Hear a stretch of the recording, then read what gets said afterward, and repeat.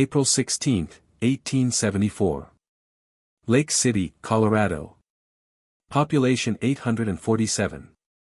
A mining town carved from the unforgiving wilderness, where winter claims more lives than the mines ever will. The spring thaw has barely begun. Snowdrifts still tower above doorways. The survivors of another brutal winter emerge from their cabins, pale and hollow-eyed, grateful to see another dawn. But on this particular morning, something walks out of those mountains that will haunt this town forever. 3:47 in the afternoon. Mary Johnson is hanging laundry behind her boarding house when she sees him. A figure stumbling down the main trail, moving like a man who's forgotten how to walk among the living. His clothes hang in tatters. His beard, matted with ice and something else, something dark. She calls to her husband. Then to the neighbors. Word spreads quickly in a town this small.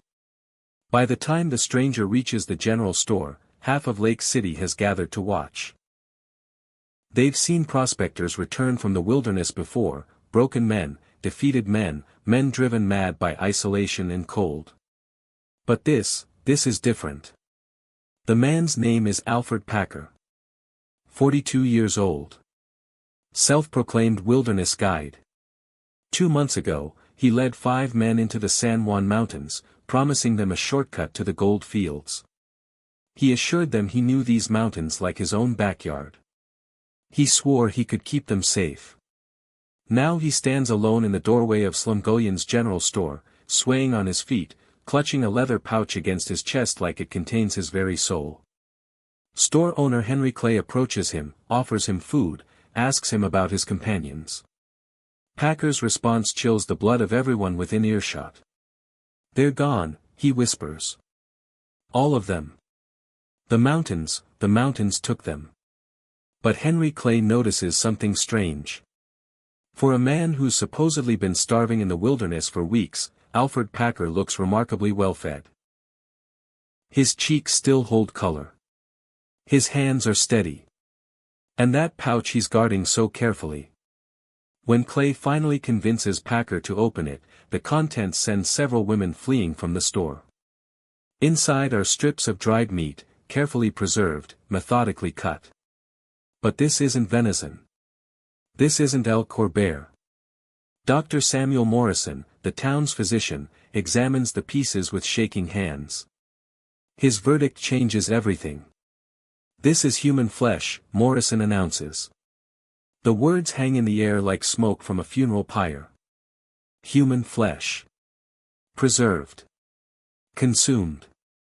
And Alferd Packer, the only survivor of a doomed expedition, has been carrying it like provisions for the journey home. What happened in those mountains during the 73 days that Packer and his companions were missing? How does a man tasked with protecting 5 lives become the only one to walk out alive?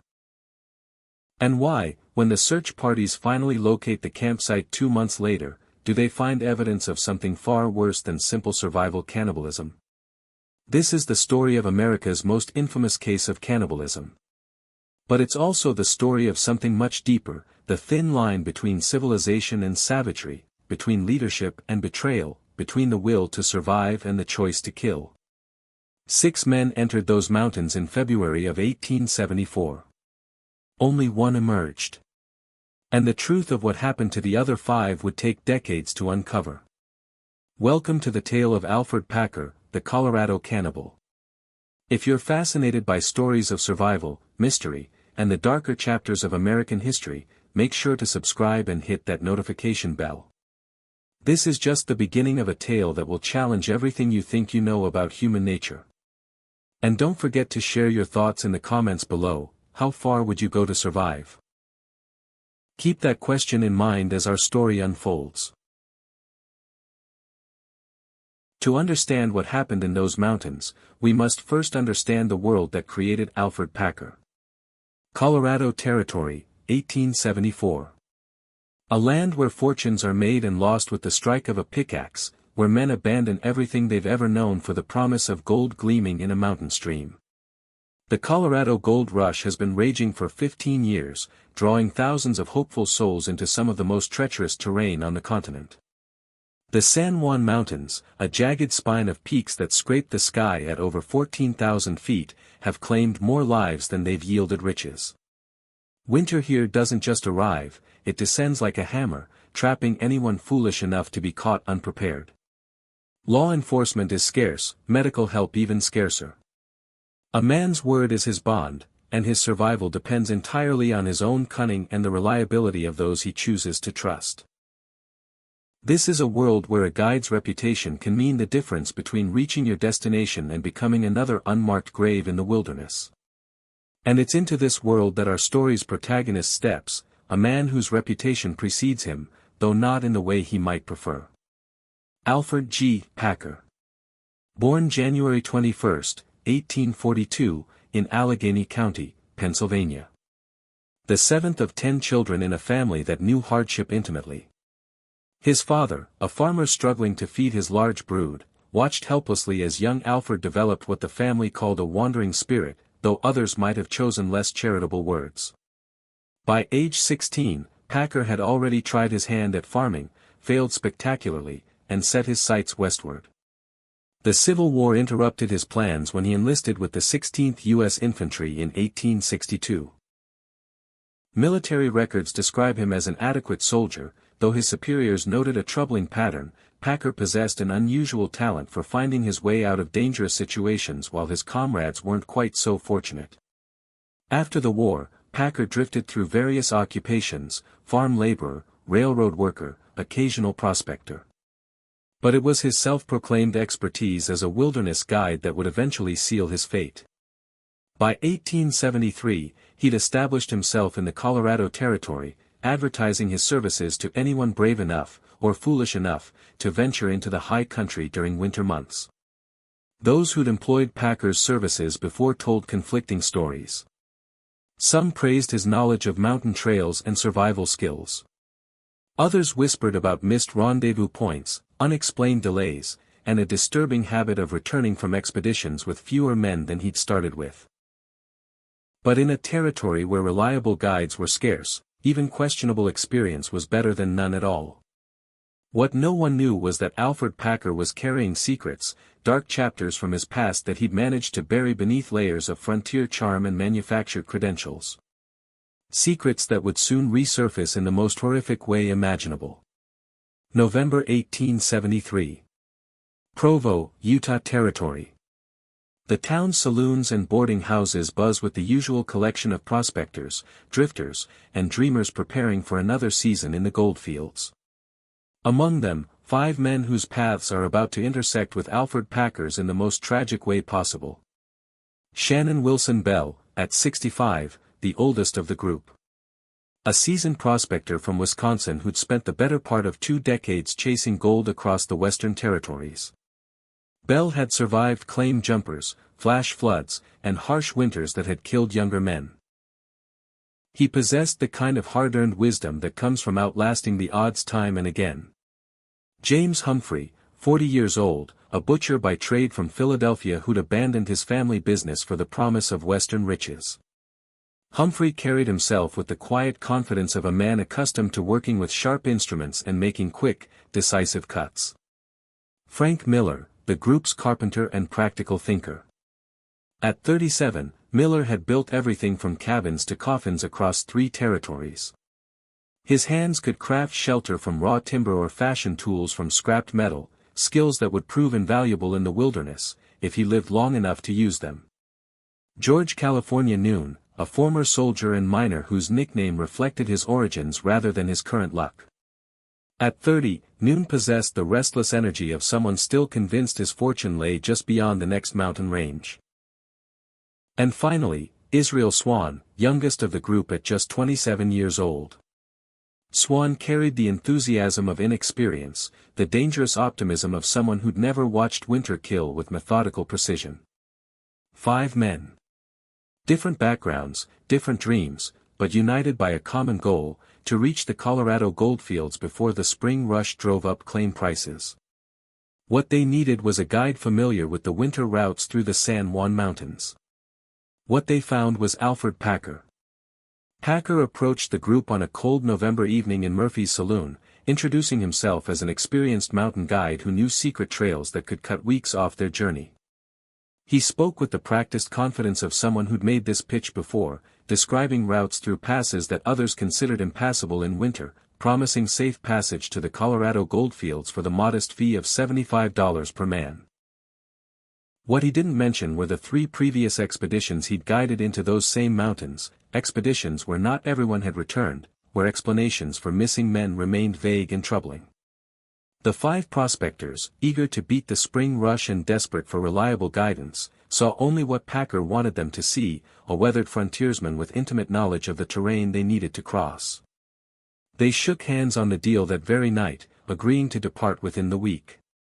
None of them thought to ask the bartender about Packer's reputation, or they might have learned about the whispered stories that followed him from town to town, stories of expeditions that started with optimism and ended with unmarked graves and unanswered questions. February 9, 1874, dawned clear and bitter cold as the 6 men loaded their pack animals and set out from Provo, heading east toward the Colorado Territory. The group carried provisions for 3 weeks, salt pork, flour, coffee, and dried beans, enough food to sustain 6 men if they maintained Packer's promised pace of 20 miles per day. Shannon Bell, the oldest and most experienced, had expressed private reservations about attempting a winter crossing, but the others voted to trust their guide's expertise.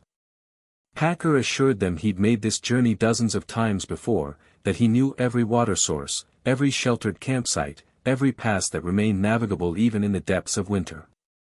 As they rode out of Provo that morning, several townspeople gathered to watch their departure, some offering quiet prayers for their safe return, others shaking their heads at what they considered foolhardy ambition.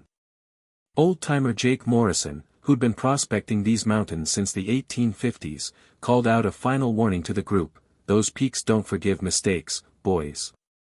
Turn back at the first sign of trouble."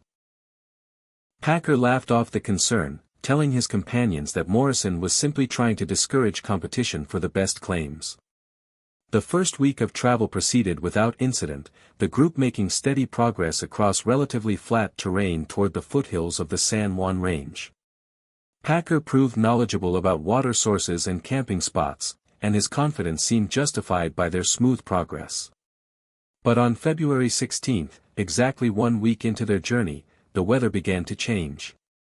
Dark clouds gathered over the peaks ahead, and the temperature dropped 20 degrees in as many minutes. Packer assured his companions that this was normal mountain weather, that they needed to press forward quickly to reach shelter before the storm arrived in full force. What he didn't tell them was that they were about to enter the most dangerous section of their route, a high mountain pass where rescue would be impossible if anything went wrong. The storm that caught them 3 days later would later be remembered as one of the worst blizzards in Colorado Territory history, a wall of white fury that dropped 6 feet of snow in 18 hours and drove temperatures to 40 degrees below zero. The group took shelter in a shallow cave that Packer claimed to know well, huddling together around a meager fire fed by increasingly scarce deadwood. As the storm raged for 3 consecutive days, their food supplies dwindled with alarming speed. Packer had miscalculated their consumption needs, or perhaps he'd never intended for the journey to proceed as planned. By the 4th day, when the wind finally died and they could venture outside their shelter, the landscape had transformed into an alien wasteland of white emptiness that erased every familiar landmark. The trail they'd been following had vanished beneath 10-foot drifts, and the pass Packer had confidently promised to navigate was now completely blocked by avalanche debris. Shannon Bell, drawing on his decades of mountain experience, suggested they retreat to lower elevations and wait for better weather, but Packer insisted they continue forward, claiming he knew alternative routes that would still get them to their destination. The group voted to trust their guide, a decision that would haunt the survivors for the rest of their lives, though none of them knew yet that they just voted to follow a man whose previous expeditions had ended in similar disasters. As they struggled through waist-deep snow, their pack animals began dying from exhaustion and cold, forcing the men to abandon essential supplies and carry only the most critical items. Packer seemed oddly unconcerned by these mounting crises, maintaining his cheerful demeanor even as their situation grew increasingly desperate. By March 1, 3 weeks into what should have been a 10-day journey, the group had consumed the last of their regular provisions and begun discussing the unthinkable, which of their remaining pack animals they could sacrifice for food. Frank Miller, the carpenter, used his tools to fashion crude snowshoes that allowed them to make slightly better progress, but even these improvements couldn't overcome the fundamental problem. They were lost in some of the most unforgiving terrain on the continent, winter was far from over, and their guides' promised knowledge of the area seemed to have evaporated along with their food supplies. Israel Swan, the youngest member of the group, was the first to voice what the others were thinking, that Packer might not actually know these mountains as well as he'd claimed, and that their lives were now at stake because of his overconfidence or deception. The confrontation that followed would mark the beginning of the end for the expedition, though none of them could have predicted just how catastrophic that end would prove to be. March 5. The group had been without food for 2 days, surviving on melted snow and the occasional handful of pine nuts scraped from frozen trees. Packer gathered the men around their pitiful campfire and made an announcement that chilled them more than the mountain wind. He admitted that he'd never actually guided anyone through this particular route before, that his knowledge of these peaks came from second-hand stories told by other prospectors, stories that might not have been entirely accurate. The revelation sparked the first open rebellion against Packer's leadership, with Shannon Bell demanding they immediately turn back toward civilization, even if it meant abandoning their dreams of gold. But Packer had another confession to make, one that sealed their fate beyond any hope of reprieve. They were already too far from any known settlement to retreat successfully. Their food was gone, their pack animals were dead, and the snow was too deep to permit rapid travel in any direction. They were trapped, perhaps for the remainder of the winter, in a landscape that offered no natural sources of sustenance beyond the occasional rabbit or mountain rat. The men spent that night in silence, each contemplating the mathematical reality of their situation. 6 men, no food, and potentially months until the spring thaw would allow rescue parties to reach them. The arithmetic was simple and terrifying. Some of them would not see spring, and those who did would face choices that would follow them to their graves. James Humphrey, drawing on his experience as a butcher, was the first to suggest what everyone was thinking but no one dared to voice. If one of them were to die naturally, from cold or exhaustion, the others could use the body to survive until rescue arrived. It was a grim calculation, but one that had precedent in other survival situations throughout history. The group agreed, reluctantly, that if someone died of natural causes, they would not let false sentiment prevent them from doing whatever was necessary to stay alive. What none of them anticipated was how quickly that theoretical agreement would be put to the test, and how willing their guide would be to help nature along in its grim selection process. March 8, Israel Swan, the youngest and least experienced member of the group, collapsed while gathering firewood.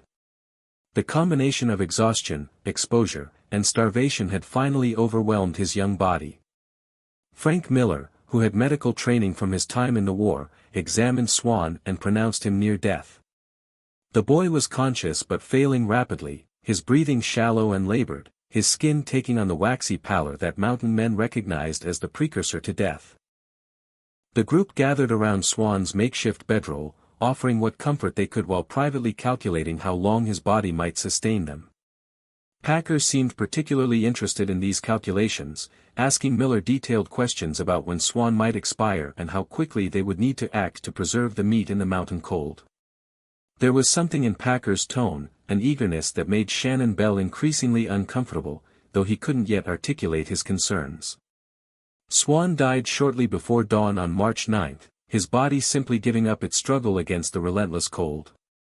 The others said what prayers they could remember over his body, then faced the grim task of preparing him for consumption. James Humphrey, despite his revulsion at the task, used his butchering skills to efficiently process Swan's remains, carefully separating the meat and storing it in containers packed with snow to prevent spoilage. For 3 days, the 5 survivors sustained themselves on Israel Swan's flesh, rationing the meat carefully and trying not to think too deeply about what they were consuming. But the psychological impact of crossing that ultimate taboo had different effects on different men. Shannon Bell and Frank Miller seemed to retreat into themselves, speaking only when necessary and avoiding eye contact with their companions. George Noon maintained a forced joviality that fooled no one. James Humphrey focused obsessively on the practical aspects of their situation, calculating and recalculating how long their current food supply might last. And Alferd Packer? Packer seemed to thrive on their new diet. His energy returned, his color improved, and he began talking optimistically about their chances of survival. But there was something else in his demeanor now, something that made the others increasingly uneasy. He spoke about Swan's death with a casual familiarity that suggested he'd witnessed such things before, and he showed an unsettling knowledge of which parts of the human body provided the best nutrition and how long the meat could be preserved under various conditions. March 12. The remaining meat from Israel Swan was nearly exhausted, and the group faced the terrible reality that they would need another death to continue surviving.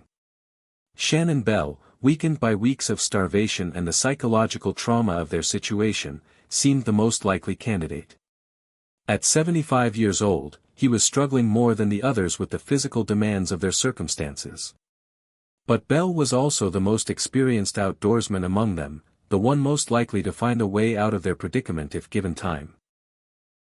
Packer began making subtle suggestions about Bell's condition, pointing out to the others how the old man was slowing them down, how his failing health threatened their collective survival. He proposed that they consider making difficult choices before nature made those choices for them. The implication was clear, though no one wanted to speak it aloud. They were moving from opportunistic cannibalism to something far more calculated and deliberate. Frank Miller and James Humphrey recoiled from such suggestions, insisting they would only consume those who died of natural causes. But George Noon seemed more receptive to Packer's arguments, perhaps because his youth made the prospect of death more terrifying than moral compromise. The group was beginning to fracture along philosophical lines, with Packer positioning himself as the voice of pragmatic survival against what he characterized as sentimental weakness. The argument that erupted that evening would be the last time all 5 men participated in a group discussion. By the following morning, the dynamics of their little community had changed forever, and the path toward ultimate horror had been set in motion. March 13, Shannon Bell never woke up from his sleep that night. Frank Miller discovered the body at dawn, noting that Bell appeared to have died peacefully in his bedroll. But there were details about the scene that troubled Miller, inconsistencies that he couldn't quite articulate but that filled him with growing dread. Bell's position seemed arranged rather than natural, and there were marks on his throat that might have been from the cold but looked suspiciously like fingerprints. When Miller shared his concerns with James Humphrey, the butcher examined Bell's body more carefully and reached the same disturbing conclusion. Shannon Bell had not died of natural causes. Someone had helped him along, probably by covering his mouth and nose while he slept, suffocating him quietly enough to avoid waking the others. The question was who, though both men suspected they already knew the answer. Packer showed no surprise at Bell's death, immediately beginning to discuss the practical arrangements for processing the body. When Miller and Humphrey confronted him with their suspicions, Packer responded with righteous indignation, accusing them of being driven mad by hunger and isolation. He pointed out that accusations without proof were dangerous in their situation, that they couldn't afford to turn on each other based on paranoid speculation. But the seed of suspicion had been planted, and it would grow rapidly in the poisoned soil of their circumstances. Miller and Humphrey began watching Packer more carefully, noting how well-fed he appeared compared to the rest of them, how knowledgeable he seemed about survival cannibalism, how eager he was to take charge of processing their deceased companions. They also began to notice that his stories about previous expeditions contained disturbing gaps and inconsistencies, suggesting that their current situation might not be as unprecedented for him as he'd claimed. The processing and consumption of Shannon Bell's remains followed the same grim pattern as before, but this time there was an undercurrent of suspicion and fear that poisoned every interaction. The 3 remaining men, Miller, Humphrey, and Noon, found themselves divided between their growing distrust of Packer and their continued dependence on his supposed knowledge of the terrain. Even if they suspected him of murder, they still needed him to guide them out of the mountains, assuming any of them lived long enough to make the attempt. March 18. The meat from Shannon Bell was running low, and George Noon was showing signs of serious physical deterioration. The young man had never fully recovered from the psychological shock of their situation, and the combination of stress, cold, and irregular nutrition was taking a severe toll on his body. He'd begun talking to himself, carrying on conversations with the dead men as if they were still present in the camp. At night, he would cry out in his sleep, begging forgiveness from Israel Swan and Shannon Bell for what they'd done to their bodies. Packer observed Noon's declining mental state with the same clinical interest he'd shown toward the other's physical deterioration. He began making comments about how Noon's erratic behavior posed a threat to their group security, how a man who couldn't control his emotions might do something that would endanger them all. The implication was clear to Miller and Humphrey. Packer was positioning Noon as the next candidate for elimination. But this time, Miller and Humphrey were prepared to resist.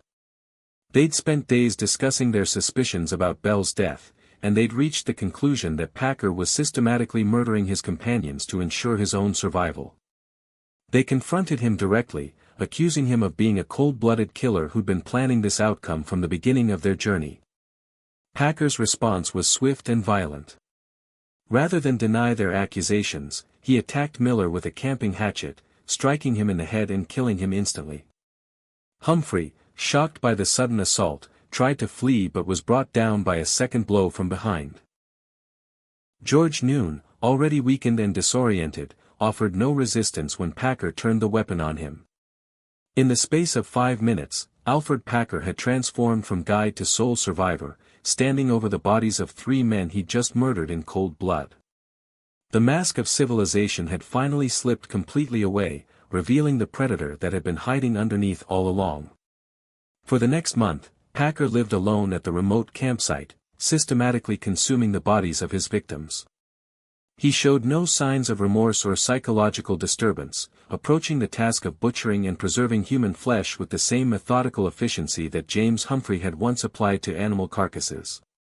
He even took the time to cure strips of meat for travel rations, preparing for his eventual return to civilization with the same attention to detail that a normal person might devote to packing for a vacation. The solitary weeks gave Packer time to refine his story about what had happened to his companions. He would claim that Bell had died of natural causes, that Miller and Humphrey had killed each other in a fight over food, and that he'd been forced to kill Noon in self-defense when the young man attacked him in a fit of madness. It was a plausible narrative that painted him as the unfortunate survivor of circumstances beyond his control, rather than the calculating murderer he'd actually become. By mid-April, the spring thaw had progressed enough to make travel possible, and Packer's carefully preserved meat supplies were running low. It was time to return to civilization, to test his fabricated story against the scrutiny of law enforcement and a community that would want answers about the fate of 5 missing men. He packed the remaining human flesh in his leather pouch, gathered what few possessions were worth carrying, and began the journey back to Lake City. The man who emerged from the wilderness on April 16 bore little resemblance to the confident guide who'd led 5 prospectors into the mountains 2 months earlier. But the changes weren't the ones you might expect from someone who'd endured weeks of hardship and trauma. Instead of being gaunt and weakened, Packer appeared remarkably well-nourished. Instead of showing the psychological scars of survival cannibalism, he seemed calm and composed, ready with explanations for everything that had transpired. His arrival in Lake City marked the beginning of a legal saga that would consume the community for years to come. But it also marked the end of one of the most heinous crimes in American frontier history, a crime that had transformed a trusted guide into a methodical killer and turned the promise of gold into a feast of human flesh. The immediate aftermath of Packer's return to Lake City was chaos. Word of his story spread quickly through the small community, generating a mixture of horror, fascination, and deep suspicion. Sheriff Samuel Hartman, a veteran lawman who'd dealt with claim jumpers, horse thieves, and the occasional murder, found himself facing a case unlike anything in his experience. 5 men had entered the wilderness under Packer's guidance, and only Packer had returned. The physical evidence he carried, strips of preserved human flesh, corroborated his claims about resorting to cannibalism for survival. But other aspects of his story raised troubling questions. The first inconsistency investigators noticed was Packer's physical condition. Men who'd survived months of starvation in the wilderness typically emerged skeletal and weakened, barely able to walk. Packer, by contrast, appeared to have maintained his weight and strength throughout his ordeal. His explanation that he'd been more successful at finding game than his companions was undermined by his own admission that the mountains were virtually devoid of wildlife during the winter months. The second red flag was the money Packer carried. He possessed several $100s in gold and silver coins, far more than his guiding fee would have justified.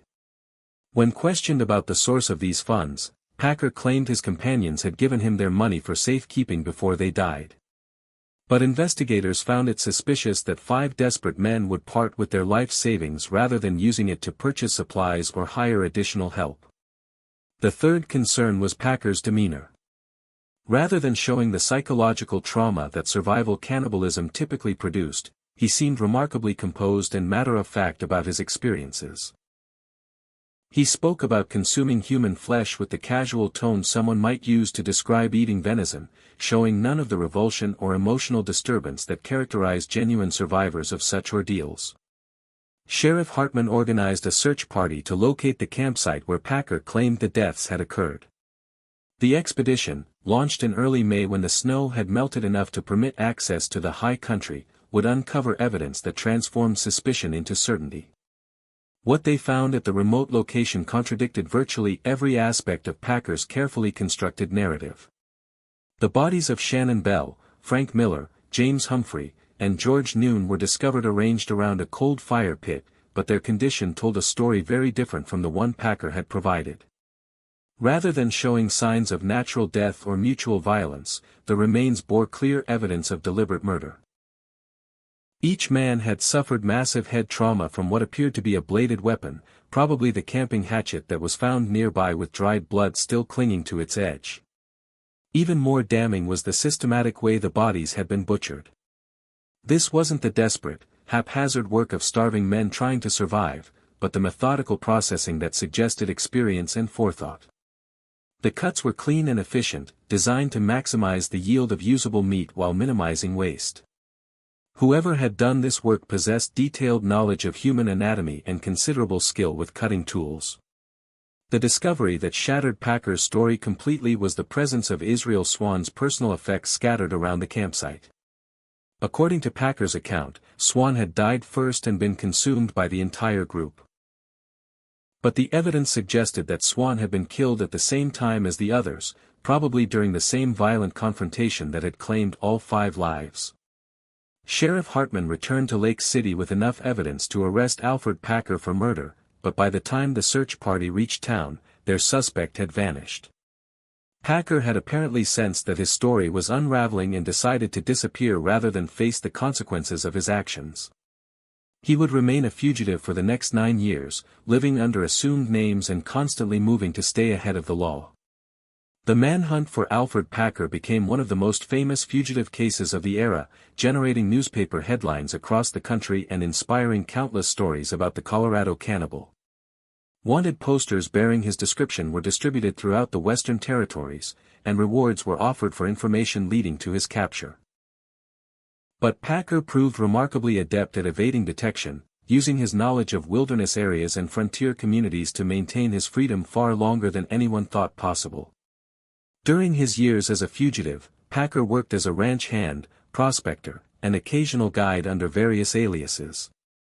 He seemed to have learned from his mistakes, never again leading groups into isolated areas where his violent tendencies might resurface. Those who knew him during this period described him as a quiet, competent worker who kept to himself and never discussed his past. None of them suspected they were harboring one of the most wanted men in America. The break in the case came in 1883, when a former Wyoming territorial official named Jean Frenchy Cabazon recognized Packer working under the name John Schwartz at a ranch near Fort Fetterman.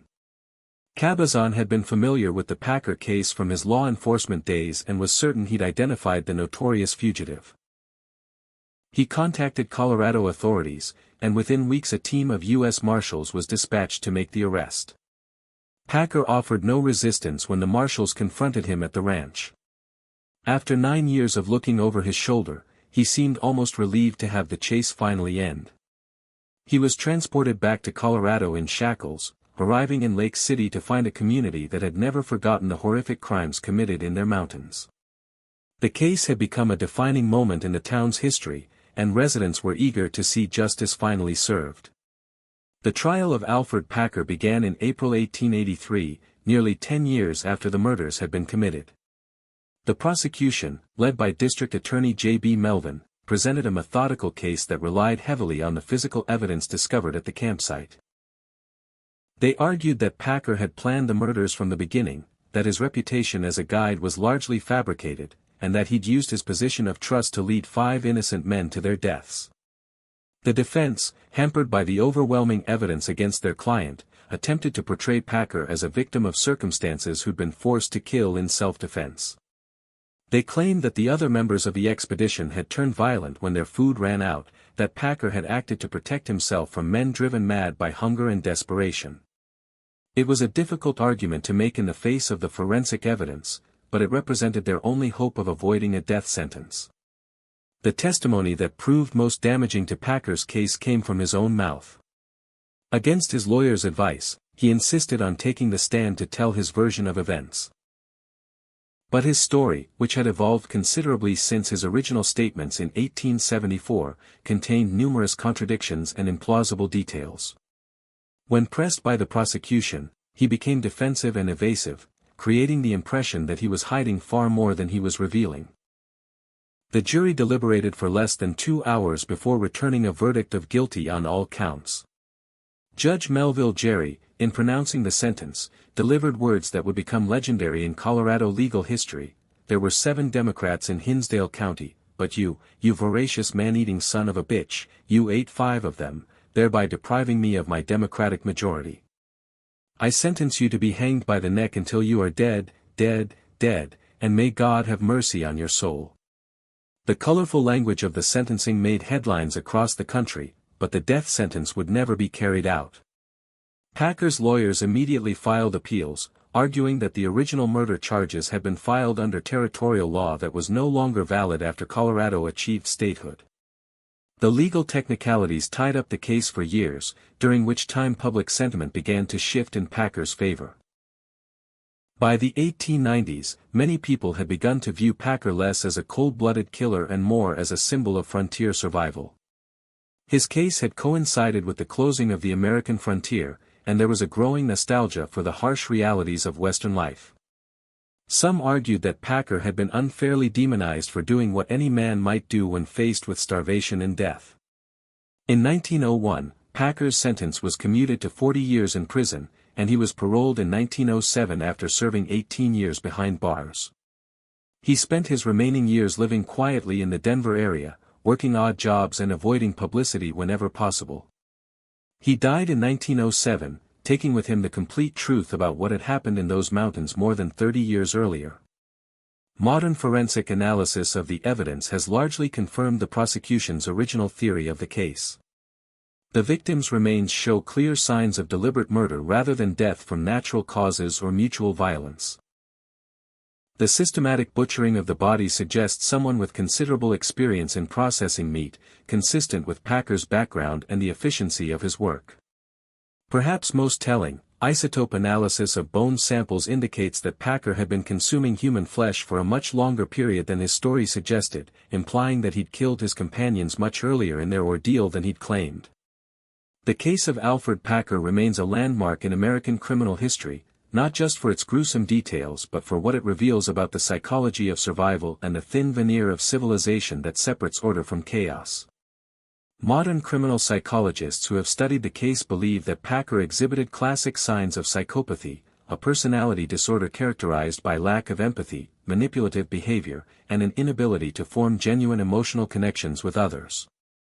The pattern of Packer's life supports this assessment. His military records show a history of abandoning his post during dangerous missions, leaving his fellow soldiers to face threats alone. His civilian employment history reveals a consistent pattern of jobs that ended abruptly, often coinciding with the mysterious disappearance of co-workers or the theft of company funds. Most tellingly, witness accounts from his various expeditions describe a man who seemed to enjoy the distress of others, who showed unusual interest in discussing death and violence, and who possessed an unsettling knowledge of human anatomy that went far beyond what any normal guide would need. What makes the Packer case particularly chilling is the calculated nature of his crimes. This wasn't a crime of passion or a moment of desperation, but a carefully planned operation that unfolded exactly as Packer had intended from the beginning. The evidence suggests that he never intended to guide his companions to the goldfields at all, but rather saw them as a mobile food source that would sustain him through the winter months when hunting was impossible. The selection of his victims appears to have been deliberate as well. All 5 men were relative strangers to the Colorado Territory, meaning their disappearance would generate less immediate attention than if he'd targeted local residents. They were also men of modest means whose absence wouldn't trigger extensive private investigation efforts.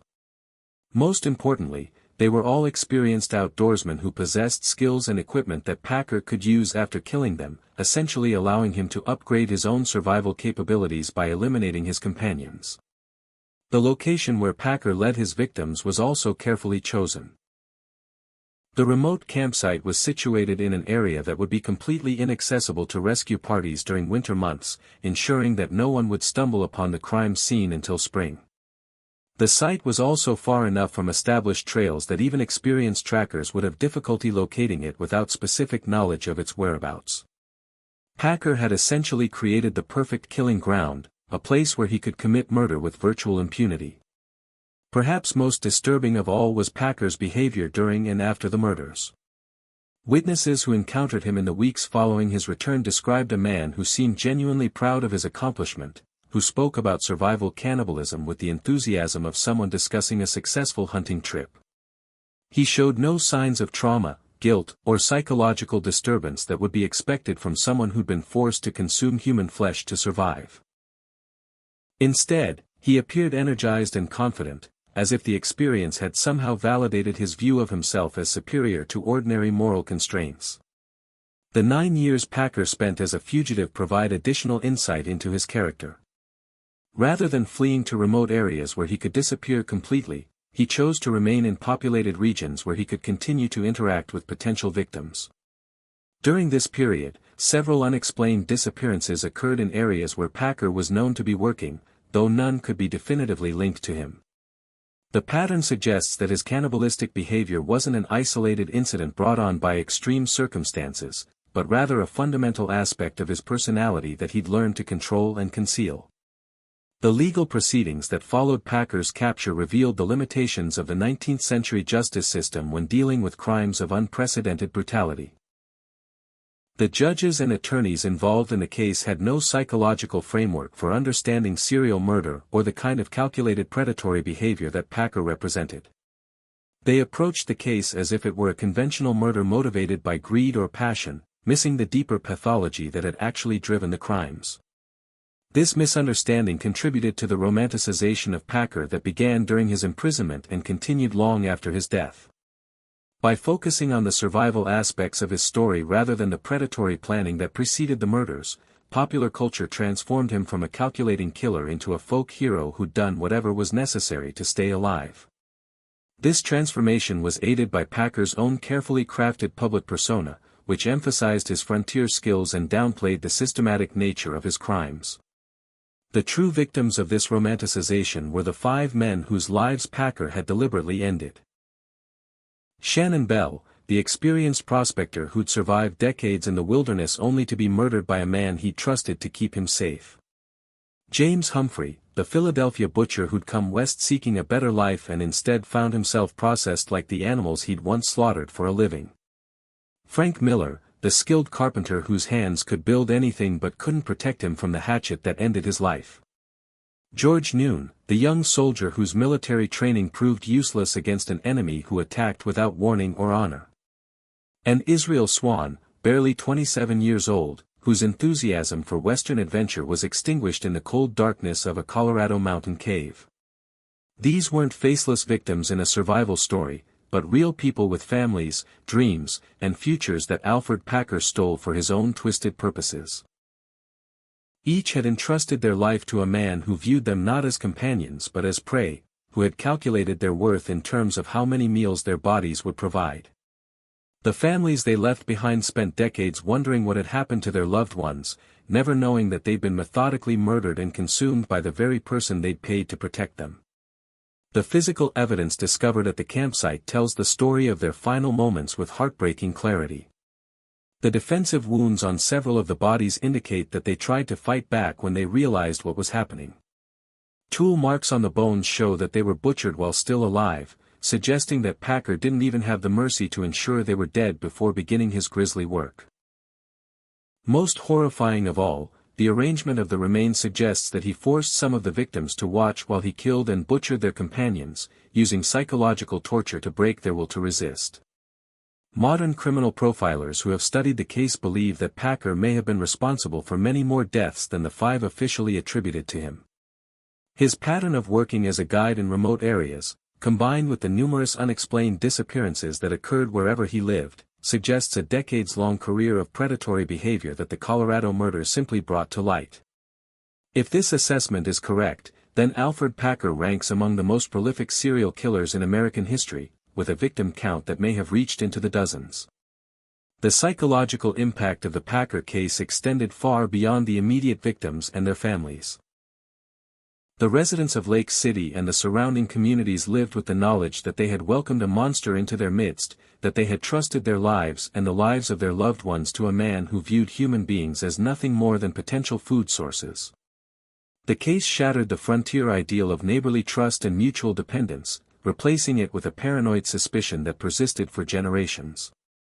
The broader implications of the case were equally disturbing. If someone like Alferd Packer could operate undetected for decades, preying on vulnerable travelers and isolated prospectors, how many other predators might be lurking in the vast wilderness of the American West? The case opened people's eyes to the reality that the frontier's isolation, which had always been seen as a source of freedom and opportunity, could also provide perfect cover for the most heinous crimes imaginable. This realization contributed to the push for better law enforcement and communication networks throughout the Western Territories. The Packer case demonstrated that local sheriffs and territorial marshals needed better ways to share information about suspected criminals and coordinate investigations across jurisdictional boundaries. It also highlighted the need for better record-keeping and background checks for people working in positions of trust, such as guides and outfitters. The scientific legacy of the case has proven equally significant.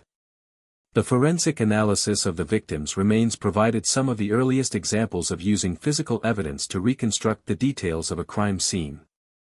Techniques developed during the investigation, such as analyzing tool marks on bones and determining the sequence of injuries, became standard practices in criminal investigations. The case also contributed to the development of criminal psychology as a discipline, providing researchers with detailed documentation of predatory behavior that helped establish diagnostic criteria for psychopathy and other personality disorders. From a legal standpoint, the Packer case highlighted the need for more sophisticated approaches to prosecuting unusual crimes. The initial charges filed against Packer were based on existing statutes designed for conventional murders, and the legal technicalities that allowed him to avoid execution demonstrated the inadequacy of these laws when dealing with serial killers or other types of predatory criminals. The case contributed to legal reforms that created more flexible charging options and eliminated some of the procedural loopholes that Packer's lawyers had exploited. The cultural impact of the case has been perhaps the most complex and troubling aspect of its legacy. The transformation of Alferd Packer from killer to folk hero reflects a disturbing tendency in American culture to romanticize violence when it occurs in frontier settings. The same actions that would be universally condemned if they occurred in a modern urban environment somehow become acceptable, even admirable, when framed as part of the struggle to survive in the wilderness. This romanticization has obscured the true nature of Packer's crimes and dishonored the memory of his victims. Restaurants named after him, comic books featuring him as an anti-hero, and tourist attractions celebrating his story all contribute to a cultural amnesia that forgets the real human cost of his actions. The 5 men he murdered have been reduced to footnotes in a survival story, their individuality and humanity erased in favor of a narrative that celebrates their killer's supposed resourcefulness. The continuing fascination with the Packer case also reflects deeper anxieties about the nature of civilization and the behavior it supposedly prevents. By focusing on the cannibalism rather than the murder, popular culture has turned the case into a metaphor for the breakdown of social order, a cautionary tale about what happens when people are stripped of the restraints that normally govern behavior. This interpretation misses the fundamental point that Packer's actions weren't the result of circumstances overwhelming his moral sense, but rather the calculated implementation of a plan he'd been developing long before he ever set foot in those mountains. Understanding the true nature of the Packer case requires moving beyond the sensational aspects of cannibalism and survival to examine the underlying pathology that made the crimes possible. This wasn't a story about the extremes of human endurance or the moral compromises that desperation can force upon otherwise decent people. It was a story about a predator who used the isolation and vulnerability of the frontier to prey upon innocent victims, who turned the trust that frontier communities depended upon into a weapon for exploitation and murder. The lessons of the Packer case remain relevant today, even though the specific circumstances that enabled his crimes no longer exist. The fundamental dynamic he exploited, the relationship between trust and vulnerability, continues to characterize many aspects of modern life. People still place their faith in guides, instructors, caregivers, and other authority figures who could potentially abuse their positions of trust. The case serves as a reminder that predators are skilled at identifying and exploiting these relationships, and that vigilance and healthy skepticism are necessary components of personal safety. The forensic techniques developed in response to the Packer case have evolved into sophisticated tools for criminal investigation, but the basic principle remains the same: physical evidence doesn't lie, and careful analysis can reveal the truth even when witnesses are absent and decades have passed. Modern cold case investigations still rely on many of the same approaches that investigators used to unravel Packer's carefully constructed lies about what happened in those mountains. Perhaps most importantly, the case demonstrates the critical importance of remembering victims as individuals rather than allowing them to become abstract elements in larger narratives about crime or survival. Shannon Bell, James Humphrey, Frank Miller, George Noon, and Israel Swan weren't symbols or metaphors, they were human beings whose lives had value independent of the circumstances that ended them. Their stories, their dreams, their connections to family and community, deserve to be remembered alongside the details of their deaths. The final irony of the Alferd Packer case is that the man who sought to erase the humanity of his victims by reducing them to mere sustenance has himself been reduced to a caricature by the culture that claims to remember him. The complex psychological and social factors that created a predator capable of such calculated cruelty have been simplified into a frontier survival story that bears little resemblance to the actual events that occurred in those mountains during the winter of 1874. As we look back on this dark chapter of American history more than a century and a half after it occurred, we have the opportunity to learn from both the crimes themselves and the cultural response they generated.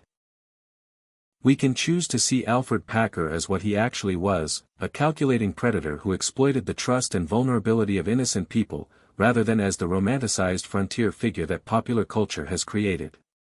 We can remember his victims as the real people they were, rather than as abstract elements in a survival narrative.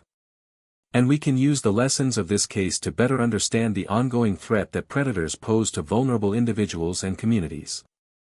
The story of Alferd Packer is ultimately a story about the abuse of trust, the exploitation of vulnerability, and the human capacity for both evil and self-deception.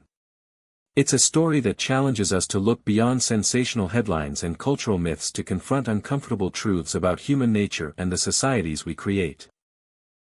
Most importantly, it's a story that reminds us that behind every crime, no matter how distant in time or place, are real human beings whose lives and deaths deserve to be understood and remembered with accuracy and respect.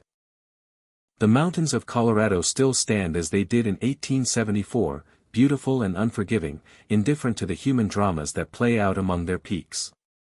The snow still falls, the temperatures still plummet, and travelers still face the choice between turning back to safety or pressing forward into unknown dangers.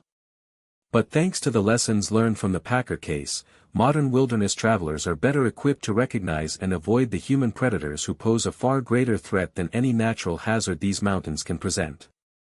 The legacy of Shannon Bell, James Humphrey, Frank Miller, George Noon, and Israel Swan lives on not in the folklore that has grown up around their killer, but in the improved safety practices, legal procedures, and scientific techniques that their deaths helped inspire. They paid the ultimate price for trusting the wrong person, but their sacrifice contributed to knowledge that has undoubtedly saved other lives in the decades since their murders. In that sense, their deaths were not entirely in vain, though that fact provides little comfort to the families who mourned them or the community that failed to protect them. As we conclude this examination of one of America's most notorious criminal cases, it's worth reflecting on the questions it raises about human nature, social responsibility, and the price of survival. How well do we really know the people we entrust with our safety and well-being? What warning signs might we overlook in our eagerness to trust those who present themselves as helpful and knowledgeable? And perhaps most importantly, how can we honor the memory of victims not just by remembering how they died, but by working to prevent similar tragedies from occurring in the future? The answers to these questions are not simple, but they are necessary if we hope to learn from the past rather than simply being entertained by it. The story of Alferd Packer and his victims is not a tale to be celebrated or romanticized, but a stark reminder of the darkness that can lurk beneath the surface of ordinary human interactions. It's a story that demands our attention not because of its sensational elements, but because of what it teaches us about the ongoing need for vigilance, skepticism, and compassion in our dealings with both strangers and those we think we know. In the end, the Colorado cannibal case stands as a testament to both the worst and best aspects of human nature, the capacity for calculated evil and the determination to seek justice even when the trail has gone cold and the evidence seems impossible to gather. It reminds us that truth has a way of emerging even from the deepest shadows, and that the victims of even the most heinous crimes deserve to have their stories told with accuracy and respect. Most of all, it serves as a warning that predators walk among us still, and that our safety depends not on our ability to survive in the wilderness, but on our wisdom in choosing whom to trust when we venture into the unknown. If this story has captivated you and left you questioning the depths of human nature, make sure to subscribe to our channel and hit that notification bell. History is filled with tales that challenge our understanding of civilization, morality, and survival, and we're here to bring you these stories with the depth and respect they deserve. Share this video with others who appreciate true crime history, but more importantly, share your thoughts in the comments below. How do you think we can better protect vulnerable people from predators who exploit positions of trust? What lessons from this 150-year-old case still apply to our modern world? Your insights and discussions help keep these important conversations alive. Until next time, remember that the most important survival skill isn't knowing how to find food in the wilderness, it's knowing how to recognize the human wolves who walk among us. Thank you for watching, and we'll see you in the next episode of Horrific History.